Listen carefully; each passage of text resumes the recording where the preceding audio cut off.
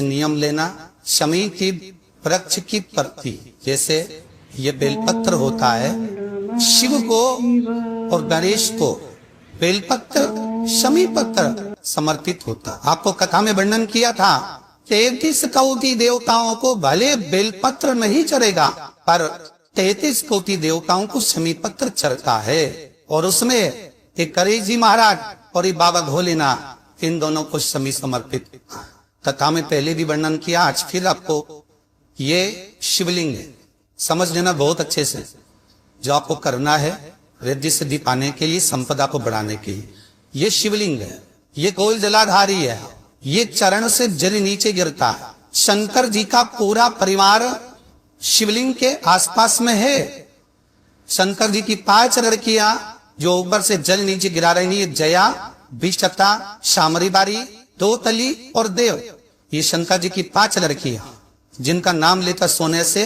रात्रि में नींद अच्छी आती। एक एक बूंद जो ऊपर से गिरा रही है, ये शिव की 5 बहन। जहां से जल नीचे गिरता है, शिवलिंग का जो जल नीचे जाता है, उसके राइट भाग में गणेश जी का स्थान, लेफ्ट भाग में कार्तिकेय का स्थान, बीच में शंकर जी की सबसे छोटी लड़की अशोक सुंदरी का स्थान। शिव महापुराण की कथा कहती है और गणेश चरित्र स्मरण कर रहा है, और तल से चतुर्थी लग रही है। जिसके घर में संपदा की कमी बढ़ती हो, बीमारियां ज्यादा फैल रही हो, बहुत कष्ट हो महाराज, बहुत ज्यादा दुखी हो महाराज, कोई काम नहीं बन रहा,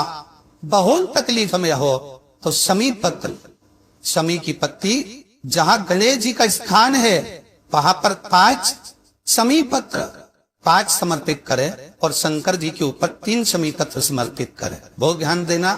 5 शमी पत्र जहां गणेश जी का स्थान है शिवलिंग में, वहां समर्पित करे। 3 शमी पत्र शिवलिंग के ऊपर समर्पित करे।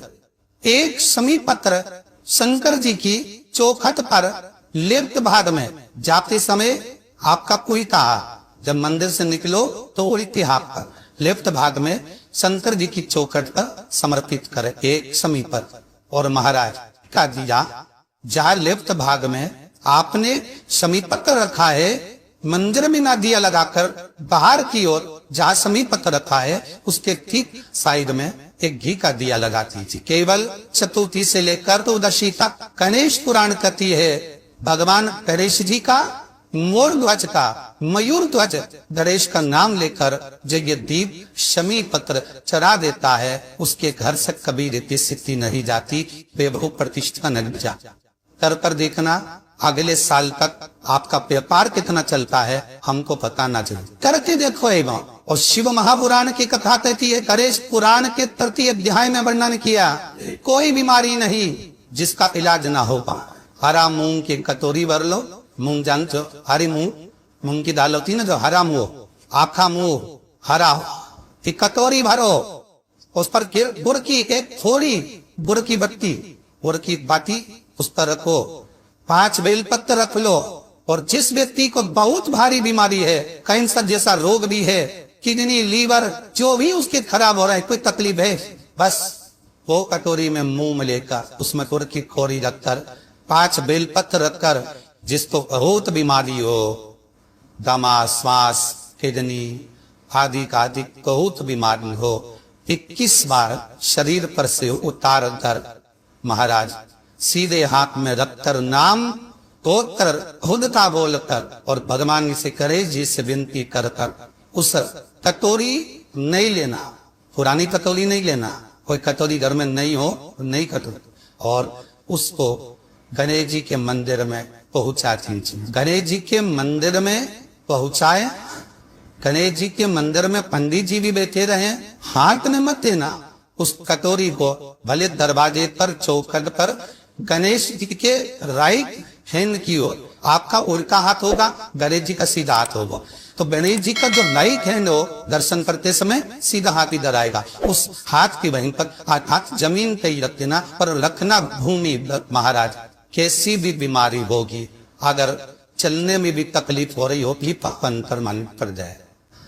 गणेश जी महाराज ने कश्यप ऋषि से कहा, सुनो कश्यप बाबा, आपने मुझे दुर्वा समर्पित करी है, ये दुर्वा जो मुझे देगा वो वैभव पर प्राप्त करेगा, जो दुर्वा मुझे समर्पित करेगा उसके जीवन में रोग दूर हटेगा। इस दुर्वा का अलग अलग महत्व है महाराज। कुएं के पास की सफेद दुर्वा, कुएं के पास की सफेद दुर्वा यदि 40 दुर्वा गांठ लगाकर गणेश जी को समर्पित कर कर वापिस उठाकर उस दुर्वा को खाली पे, आपके घर में भी गणेश जी होंगे, उनको समर्पित करो, खाली पे इस दुर्वा को केवल चबा चबा कर खा लो और आधे घंटे बाद पानी को पी लो। गणेश जी को चराना, सफेद दुर्वा को गणेश जी को समर्पित कर कर चबा चबा कर खाना, उदर की प्रॉब्लम, जो भी मसा आदि की प्रॉब्लम होती है उदर से जुड़ी हुई होती है, जिस चीज से जुड़ी होगी, पेट की जितनी प्रॉब्लम होगी आपको, जितनी भी प्रॉब्लम होगी वो सारी, कितनी भी प्रॉब्लम हो पेट से जुड़ी हुई प्रॉब्लम जितनी भी हो समाप्त। यही दुर्वा शिव महापुराण की कथा कहती है। यदि चतुर्थी के दिन 7 गांठ वाली दुर्वा 21 ले लो और चतुर्थी के दिन गणेश जी को समर्पित कर दो, पंचमी तिथि को उस दुर्वा को उठाकर दूध में डाल दो और उस दुर्वा को दूध में डालकर उस दूध में उस दुर्वा को मल लो, और जिसके सफेद चमड़ी पड़ गई हो, चर्म रोग हो गया हो, उस दूध को उस दुर्वा के साथ, दूध नहीं भी हो तो पंचमी के दिन दुर्वा का लेपन शरीर पर कर ले। आधे घंटे तक करने पर पंचमी को प्रदोष काल में स्नान कर ले, महाराज आपको चर्म रोग में आराम लग जाएगा, सफेद चमड़ी अपने असली रंग में आना प्रारंभ हो जाएगी। दरेशपुरा दुर्वा का हो 21 दुर्वा के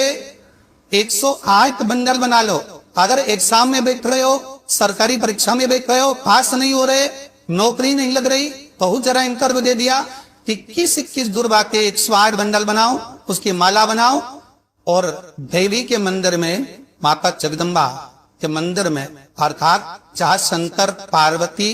पूर्ण परिवार विराजमान हो ऐसे देवी के मंदिर में गणेश जी के गले में वो माला अर्पण करिए, अपना नाम बोलकर और जिस एग्जाम में बैठ रहे हैं उसका भाव वर्णन कर कर मारे, और वहीं से एक पुष्प लेकर अपने कमरे में जहाँ पढ़ते हो कांच की प्लेट में उस फूल को रख दीजिए और दूसरे दिन एग्जाम के लिए चली जाइए, आपको उसका फल अवश्य मिलेंगे, अवश्य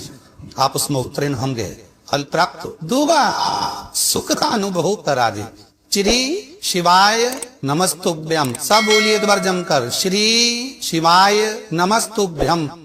एक कर जरूर कर रहा, ऐसी और वाला हमारा झूठ तो नहीं बोल रहा, शास्त्रों की बातें हमारे जीवन में हमें सुख प्रदान करे, इसलिए इस भाव का आनंद करते हुए आज की तरह वो विराम देते हैं।